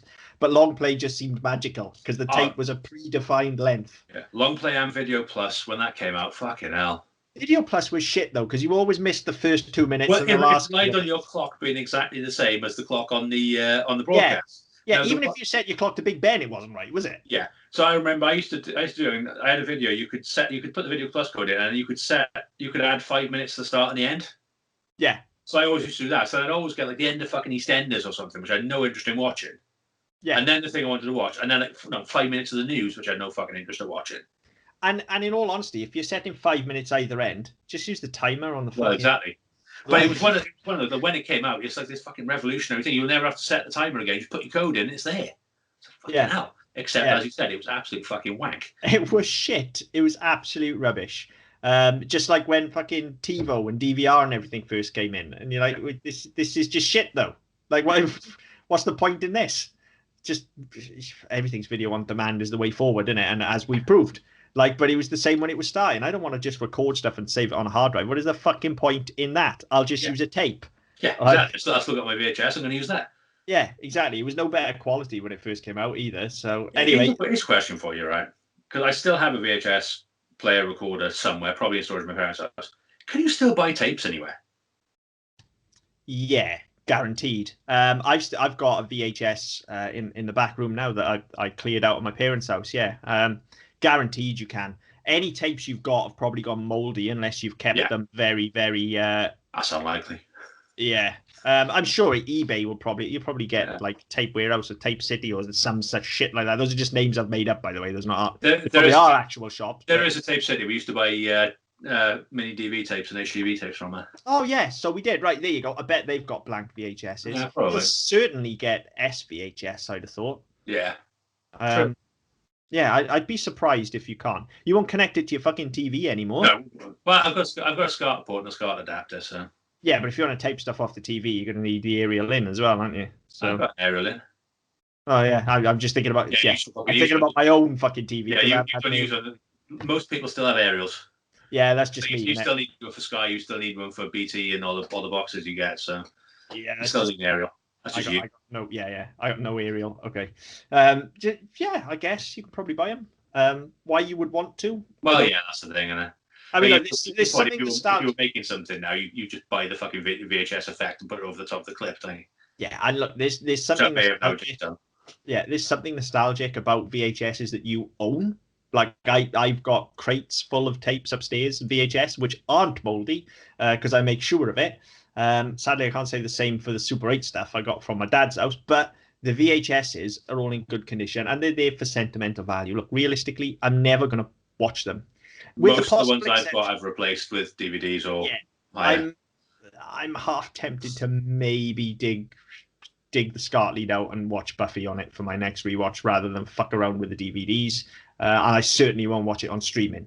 But maybe that'll be about it. And any of the others, realistically, I've upgraded them anyway. Do you know what I mean? Yeah, exactly. Like all of those films are films I like so much that I've bought on just about every format they've come out on. There's a couple every now and again I go, I'm sure I've got that, and I go, no, it was on VHS. And every now and again, you think I want to pull it. Like The Rock is one. Love that film. Haven't watched it for years because my VHS is in my parents' house, and that's where the tape is as well. I every now and again I go to watch and go, oh shit, no, I haven't got it on DVD. And there's a couple like that. But have you got any Gladiators VHSs? And more to the point, is Gladiators on DVD? Not as far as I can tell. Not that I would fucking buy it if it was, but surely there's a missed opportunity there. Yeah, isn't there? I'm just looking at it now. So on the wiki page talking about the VHSs. During the show's first 4 series, a number of VHSs, and this spelled VHS is really fucking weird, were released by Video Collection International. Which the last one was released by Silvervision. These contain episode specials or other material exclusively for home release. Many sold out and are rare. Really? I'm just smiling at VCI International. Remember it really well. It was all the stuff off TV was on VCI International. I remember it really well. I can see the logo now. Yeah. But yeah, they're rare for sale, but you find them in fucking car boots all the time, I'd imagine. Right. I bet you they are 15 quid on eBay. What do you reckon? Yeah. I reckon about 15. 10 to 15. Yeah. They're not going to be more than that. No way. Let's have a look. If they are, some kind of got the wrong idea. Yeah, this is going to just give me fucking Russell Crowe's Gladiator now, isn't it? Probably. Gladiators VHS, right? Let's have a look. Yeah. I mean, right, go on. Gladiators Greatest Hits, Series 1. Right. Oh, no, that's the Australian one. Right, that's why. Okay. That's postage. That's why that's so expensive. I've got... there we go. Gladiators Into the Arena. That's the first one. A bit more than I thought, but I wouldn't call it mega expensive. $19.99. Okay. I mean, that's more than I thought, but that's not horrendous. That's not obscene by any way, shape, or form, is it? Well, not it is compared to that content, but yeah, not compared to that Australian one, which is 53 quid. Is that postage as well, is it? Yeah, that's with postage as well. I mean, we say that when you think of the content. One man's trash is another man's treasure. There'll be people out there that absolutely, as we found out when we've done shows before and had complaints for ragging on stuff, somebody out there will love Gladiators. And to be fair, it's not like we're having a pop at Gladiators. I'm just saying I wouldn't pay 20 quid for a fucking VHS tape of it. Well, that's it. I mean, maybe the Jet one. Well, that's going to be worn though, isn't it? Like Probably. Anytime you get to anything good, the tracking's going to be all to fuck because it's just going to be rewound, play, pause. Like it's just all to fuck, isn't it? Yeah, I remember when I was doing my BA, I did a module on 80s teen cinema. Yeah. And we did Fast Times at Ridgemont High. And the fucking pool scene, the copy in the library was fucked. Yeah. I mean, kids these days won't understand that, will they? No. They won't understand that actually you could wear a tape out and there were certain films that were worse than others. Like, fucking do it enough, it'll snap. Like, yeah. And the tape. And the tape, yeah. I realised as soon as I said it, I was like, nah, it's fine. Mark will jump on that. I don't need to clarify. Yeah, so I hadn't expected that. I hadn't expected them to have that many tapes and the collections and stuff. There was a fucking there was a CD as well, wasn't it? There was something that they rapped on it, didn't they? There was like a Gladiator rap. Probably, yeah. It was like the closing credits. Definitely was.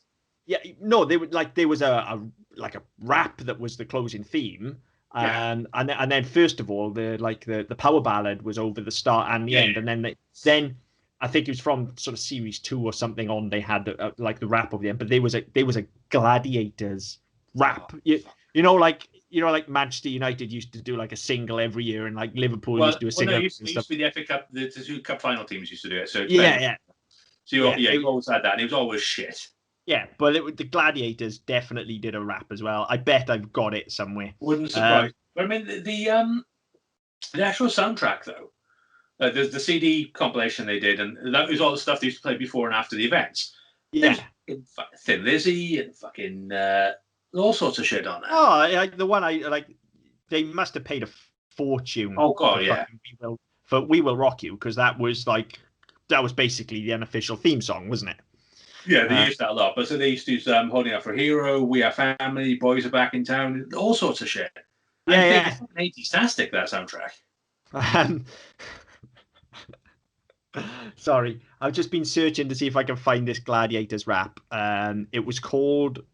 Oh no, that's one of the raps that was on the back of it. We've Got the Power. But in me searching for this, the headlines that have come up when you just search for Gladiators TV. So we've got the stuff you would expect. Gladiators hero Wolf begs producers to bring back new show. Gladiators in talks for return. Reveal star Jet. My favourite though. TV Gladiators Cobra. It's not even funny. It's so random. TV Gladiator Cobra. I can't do it. It's not funny. I've built this up too much now. It's not funny. It's just tickled me, and I've set myself off because it's a recent story, and someone's written about how Cobra needs 2 new hips. Well, snake hips. Why is that news? Like he's. I mean, to be fair, he's probably like 60 now. Oh, there we go. Yeah, Michael Wilson, 50, isn't he? 54. And I mean, I'm sorry, Michael Wilson from Kent, if you're listening. It's not funny that you need 2 new hips. I just did not expect to see this. I'm sick of fucking snake hips from Shaun of the Dead now. Yeah, so he's 54 because I've clicked on the story now. Michael. So he needs 2 new hips and he's got arthritis. So there you go. He's hardly living the high life, is he? Well, no. I feel quite bad for him now. Yeah. And it's right underneath a story about how Gladiators fans are left in shock as the stars from the 90s hit show reunite. He's there, so I doubt he was doing any events. Well, let's be fair. None of them will be doing fucking hang tough now, are they? No, definitely. I mean, none of them could be doing it. Maybe Wolf. Honestly, he's still. Well, he was on when they did the reboot in 2008. He was on that. He was like a coach or something on that. He doesn't look too shabby. Considering like he looked like the oldest of them. I say he looked like he was 40 at the time, didn't he? Yeah, he doesn't look that different now. He's just bald. But if he puts a bandana on, it's fine, isn't it? Well, I'm sure that's what he did for the reboot. So yeah, I'm sure he was a coach or a trainer or something, but he was always on TV. Yeah, you go the Hogan route, put a bandana on, nobody knows you're bald. Yeah, exactly. Well, you think nobody knows you're bald. Yeah, well, yeah, you do as you get older, but I can't believe I just spent like best part of 2 minutes laughing about a poor old man who needs 2 new hips. It was just... That's fairly callous even for us. It is. It was just such a random fucking storyline to pop up, and you don't expect to see it written like Cobra. See, it's funny now when I say Cobra needs 2 new hips. Fucking awesome. Because I wasn't aware, as you say, Cobras need hips. Yeah, I mean, after it kind of finished, they all kind of faded into obscurity, didn't they? They say Jet was always around because she still makes a living being Jet. Yeah, I was going to say, you still hear off Jet now and again. Wolf is still around doing bits. And yeah, they all just kind of disappeared straight away, didn't they? The only one you heard of really after it finished, apart from the ones who were all going to jail, was Hunter because he was fucking Ulrika Johnson. That's right. There was a big scandal with the two of them, wasn't it? And then wasn't it like he's... Well, she was married and they denied it. And then in between then and her autobiography coming out, where she also revealed she fucked half the England squad, then she admitted it in her autobiography. I was going to say, I remember her coming clean about it. Because they were both like, no. And then she was like, oh, yeah, no, actually we did. I think it was the News of the World who published it and they sued them. They're like, well, no, this isn't true. You're damaging our relationships and our lives and all the rest of it. And yeah, then her autobiography came out and they went, right, let's have some of that fucking money back, shall we? I mean, the more we talk about shit like this is the most scandalous show that we've talked about thus far on SMPD. One of. There've been some backstage shit on other shows as well. Yeah, but nothing to the level. We haven't got like the kind of debauchery you've talked about here. Yeah, not fucking people going to jail for gun offences and fucking crack. And adultery and 2 new hips and, porn. I mean, we don't actually know if anybody did porn, do we? We're just surmising. No, I mean, I guess the story that they're trying to get at there with the hips is like he needs 2 new hips because he's been in Gladiators. Yeah. No, the next part is he'll be in fucking SHP magazine that he's suing the producers or something because they didn't look after him properly. Yeah, probably. I mean, I'm laughing. There's no doubt about it. I'm going to need a new hip when I'm in my 50s as well because, like a dick, I fell through a roof as a child doing things we shouldn't be doing, like climbing and fucking jumping off roofs. Yeah, basically. So actually, Gladiators is responsible for a lot of fucking hips. Yeah. Yeah. No, for me, it's going to be my knees. But again, welcome to Moaning Old Bastards, the podcast. Yeah. Again, that's from rolling down hills and smashing into people. So, I had fun doing it. I feel like all we've done this episode is moan like a couple of old men in the pub. Like, I thought the whole point of this... for the last 20 fucking years. No, like this podcast was all about celebrating like these things. It is. This was fucking must-see TV when we were kids. It definitely was. Yeah, and I mean, it kind of defies our logic a little bit because it was a Saturday evening show it was a primetime show rather than a morning show. But this is. You ask anybody our age from the UK what they remember about this show, and they'll really. I mean, I was talking to Tori earlier on. I did say, just don't jump on, tell us what you remember about it. And she was like, no, I'm going to put the kids to bed instead. Which, if she'd rather put the kids to bed and talk to us, then fuck her. But yeah, she was reading off all sorts of stuff. And she was talking about certain events which I'd forgotten about or I couldn't remember the names of. And she was talking, I was like, oh yeah. But it's just there. It's part of the zeitgeist. Everybody will fucking remember it.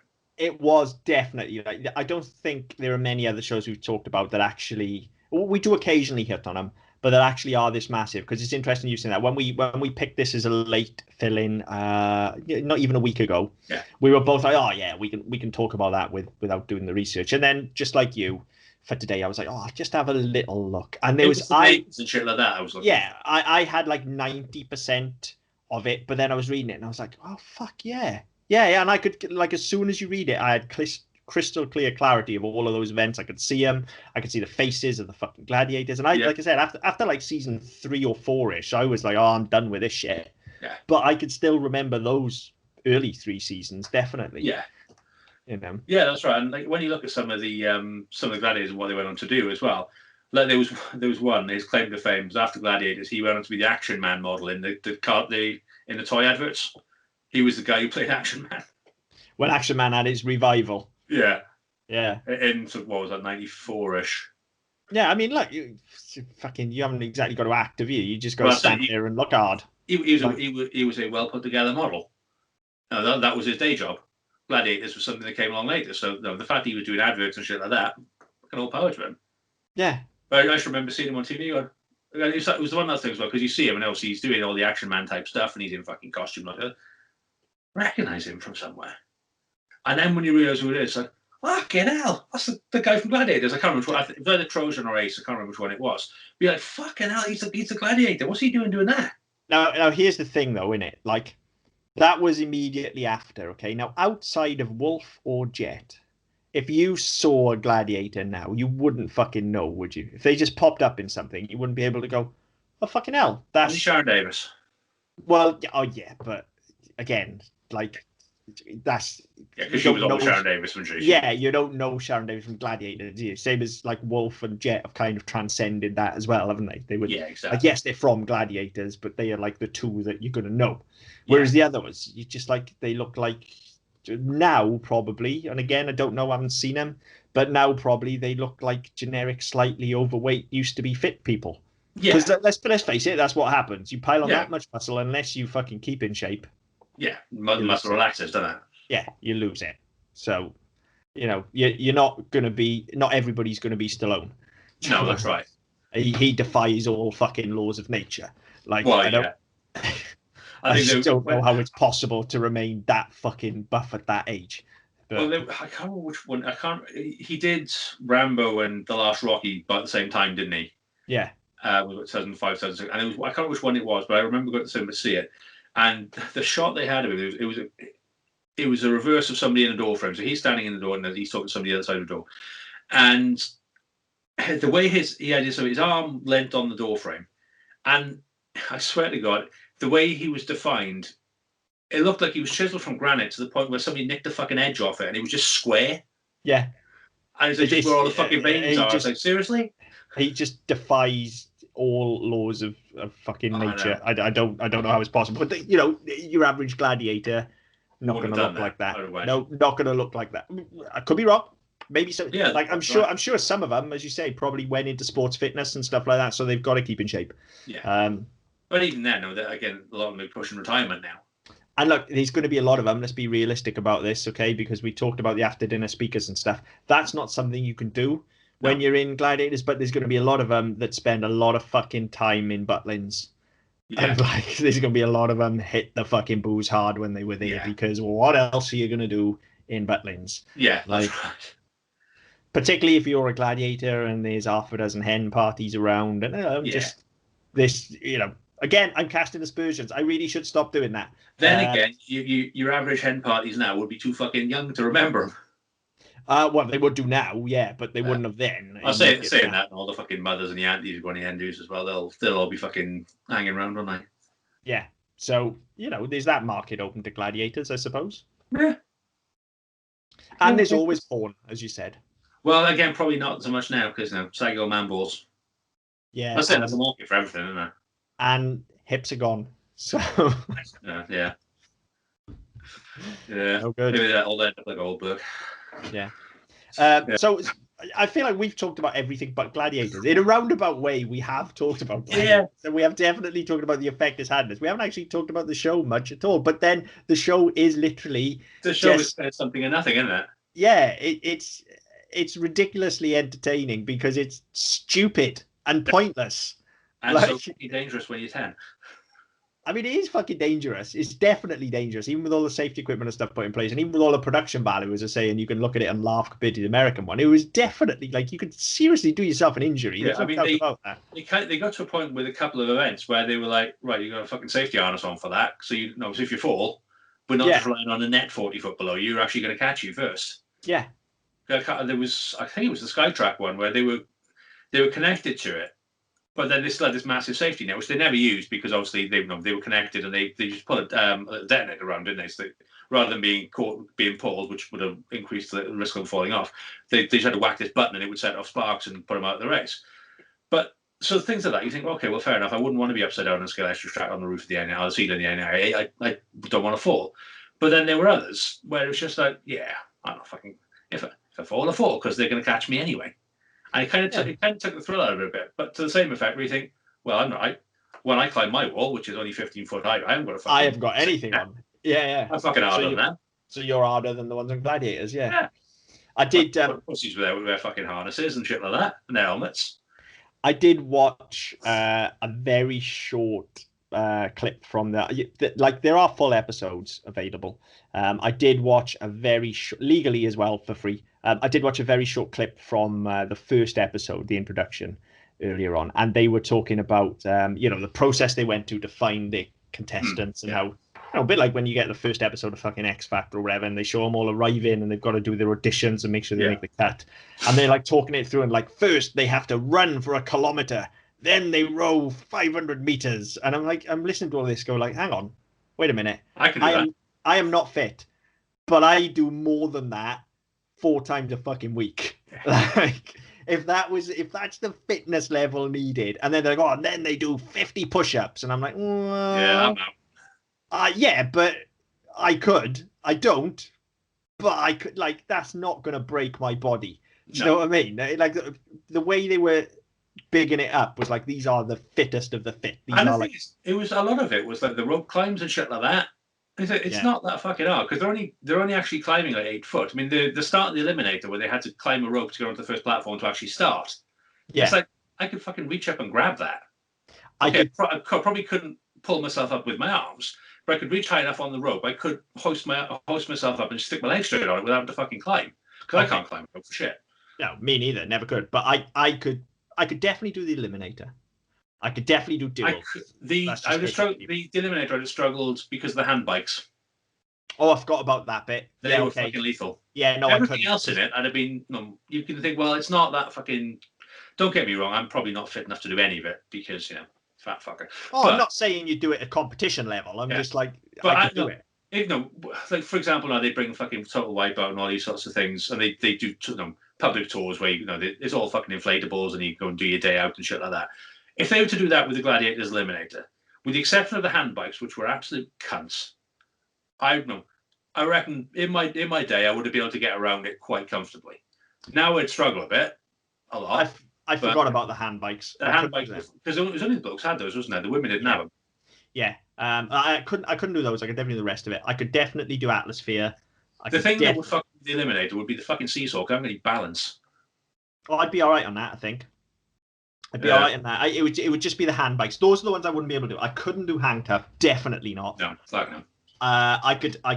Atmospheres are built for me. Yeah, I could do Atmospheres definitely. I could do. What else could I do? I couldn't do. No, I definitely couldn't do hang tough. I probably couldn't do the sky bike thing. I'd like to, but I probably couldn't. Yeah, the things like fucking the one where you bounce down and bounce back up. I could do that. I could do that. I could do. Things like Powerball and Gauntlet. That's just fucking rugby. Gauntlet, I could definitely do the fucking. Yeah, I could do 90% of them. I think. I think I could do 90. Duel, I could definitely 100% do. Yeah, there was one as well. I think it was a pendulum or something. It was like fucking Capture the Flag, where you and you had you were on a big fucking pendulum effectively. There was ropes and shit on the side of it. You had to basically navigate your way around to avoid the other one. Yeah. That looked like fucking fun. Yeah. Unless you lost your foot in which case you were just fucking hanging by your hands. Like I say, they build it up like you'll be super fit and stuff, but it basically is school sports day, innit? Yeah. Or grown up soft play, essentially, is what it is. But for some reason, for this fucking 8 or 9 year period, this was the shit. The mid-90s, we as a nation, and it was as a nation, just became fucking obsessed with it. This was the thing. Yeah, absolutely was. To the point where even all of those shows now, even to be and they are different. Wipeout is a different thing, and Takeshi's Castle was a different thing. But the touchstone is always like, it's like Gladiators. Yeah, but that's your thing. Same with Ninja Warrior now. It's just right, so it's like Gladiators. Like that's where you go to with it. It's the Eliminator. It's the obstacle course at the end, isn't it? Yeah, but on a bigger scale, basically. Yeah. So it has just become the shorthand for that kind of show, wasn't it? For that kind of, which realistically, when you think about it, the shorthand should have been Gladiators is like it's a knockout, and actually that's probably a better parallel for something like Wipeout, but it's not. You just go, it's like Gladiators, because that's the one I feel that's had the biggest cultural impact, even more so than it's a knockout. Yeah. So and the thing is, like, even of our parents' generation, they will have seen it's a knockout, and also they've seen it all firsthand.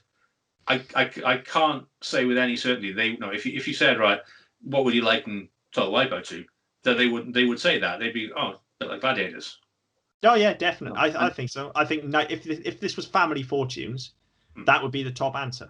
Yeah, without right. shadow of a doubt. Without shadow of a doubt. So yeah, I don't know what more we can say about it without sort of digging ourselves into an even deeper hole than we already have this evening. I don't know if that's possible. But I feel like I genuinely feel of all the shows we've had, it is one of the ones that has had the biggest cultural impact. I think it is. I mean, it's huge. It is a thing, and will continue to be. And I've no doubt, they're talking about putting that cast back together and stuff like that. I don't think there's an appetite for that, not for all of them anyway. But I've no doubt, what goes around comes around, and I've no doubt we'll see it again. And I've no doubt we'll see it again in the not too distant future. Well, I mean, we had it, so they redid it in 2008, 2009. So, I mean, it's been 10, 12 years since they did that. And I'd imagine that, again, looking at the fact that at the moment it's very difficult to film a lot of stuff. Yeah. You'd struggle with some of the events, but there are some where you could quite easily not need to bubble for. Yeah, you don't need to be anywhere near. Atmospheres, you're nowhere near the cunts. No, well, you're in a fucking that is social distancing incarnate. You're in a big fucking metal ball. You're not going you put fucking perspex on the edge. Perspex on it. Yeah, exactly. I mean, things like Hang Tough where you've got to get on. No, you've got to grab onto people, and that's not going to work. No. But there's so many things where you don't need to be. And again, looking at the definition of close contact and how long you've got to be in proximity to people for, most things you're not going to be anywhere near that. No, absolutely not. It's in terms of the way it's put together. Yes, okay, you've got an expensive set and you've got equipment, but once it's built, it's built. It's built now, and you can do that quite easily. And you are seeing that with a lot more shows that actually where you haven't got to build sets and you've got to go and change things every week. You haven't got to bring in lots of people. Actually, these are the things that keep on coming up on TV now because we've had such a shit year of it where stuff hasn't been able to be done. People are resorting to stuff like this because it's easy to manage. It's also very easy to just film it. It's not just managed in it. It's a case of you can shoot it Monday and it can go out Saturday.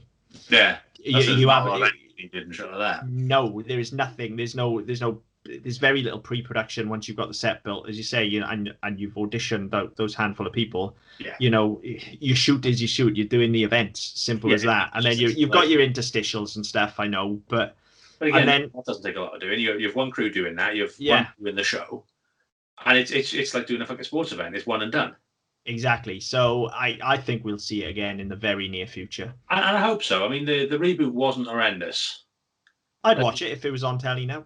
I'd do it. I mean, it was on Sky. They spent a bit of money on it, but again, back to the NIA, they changed some of them slightly to put water in. I don't think they had any new events, but I think they changed a few just to make them a bit more interesting. But yeah, I mean, if it came up tomorrow, I'd say, well, okay, I'll give that a look. I'm not saying that necessarily, set the series to record and come back to it every week. But I might know if it comes on. I'm not going to say, oh, well, fuck, I'm going to watch that. If it's on, it's on. I'll quite happily watch it. Yeah, I definitely wouldn't watch a full tournament and be obsessed with who's going to be the champion and stuff like that. But if they did if they did it like a proper tournament, did brackets and shit like that, and they made an event out of it.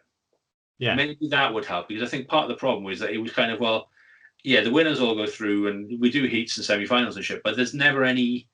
They did nothing to build up any sort of tension. It was just here are your contestants. Here there's 6 events and the winner goes through. It's not. There's no fucking rivalry. There's no. They don't put anything on it. No. To make it. Not saying you want to storyline it or anything like that, but you just it doesn't carry the same weight as actual sport. Yeah. Whereby you've got a team. You've got a team will go through and you have ardent supporters and all this sort of shit. It's literally just one person does an obstacle course, a couple of obstacle courses, and that's kind of it. And you don't really get a chance to really get behind anybody and get into it before they're on to the next one. Yeah. Yeah, you're right. I mean, they did. They try it. If they were doing it now, I think you'd get more of the X Factor style. This is their story. This is where they come from. Whereas in, back in the day, it was literally... They'd make more of the fact of the competition side of it as well. Yeah, whereas back in the day, it was literally like Ulrika would talk to them for about 30 seconds, make a shit joke, and then they'd be on to the event. And then drop after make a stupid fucking noise to remind them all they were on TV. Yeah, exactly. So whereas now, I think you would have more behind the scenes stuff. Yeah. But yeah, I'd give it a go if it was on now. Definitely. I enjoyed what I watched of it earlier. I didn't watch much because it's not like we're watching a narrative show where I'm like, oh, I want to see another one of those. Yeah, I need to what happens next. I was literally watching two people, or four people smash into each other in great big metal balls. Yeah. So, and if I'm being brutally honest, if I'm going to spend time now watching something like that, and I'm going to give up a slice of my life to watch something like that, I'm going to put fucking wrestling on because I haven't seen it for years. Yeah. So I wasn't going to do it earlier on. But, if this were to come back on, I am going to invest in it in the same way that I have with following a wrestling storyline. So, yeah, I'd stick it on. I'd give it a go. Yeah. Same here. I mean, I don't think we've really got anything else to say. I think we've praised and mocked in equal measure. Yeah. I think all in all, it comes down on the side of good. Oh, yeah, definitely. I mean, it's certainly something that we've looked at some things, and I haven't watched any of it back, but we've looked at some things whereby we've watched it and gone, oh, fucking hell, that's a mess. Yeah. And offended people in the process. But yeah, I think certainly anybody of our age and our era, you mentioned Gladiators, and there's an automatic sort of instinctive affection for it. Yes. It might not be massive. It might not be, oh fuck, I loved that. That was the best thing ever. But it's one of those people going, oh yeah, fuck, I forgot about that. Yeah. And then they start thinking about the Gladiators and what passed for characters and shit like that. So it's one of those. I've not come across anybody who speaks about it negatively. No. Probably apart from the people who got like really badly fucking injured and stuff. Yeah. So that's pretty much Gladiators, isn't it? Yeah, I mean, obviously, we'd love to hear people's thoughts and memories of it. It's such an iconic show. So for anybody who's in that probably 30 to 50 bracket, I think for anybody, I think just we were kids. But I think for our generation, for our generation, we were probably the biggest consumers of it.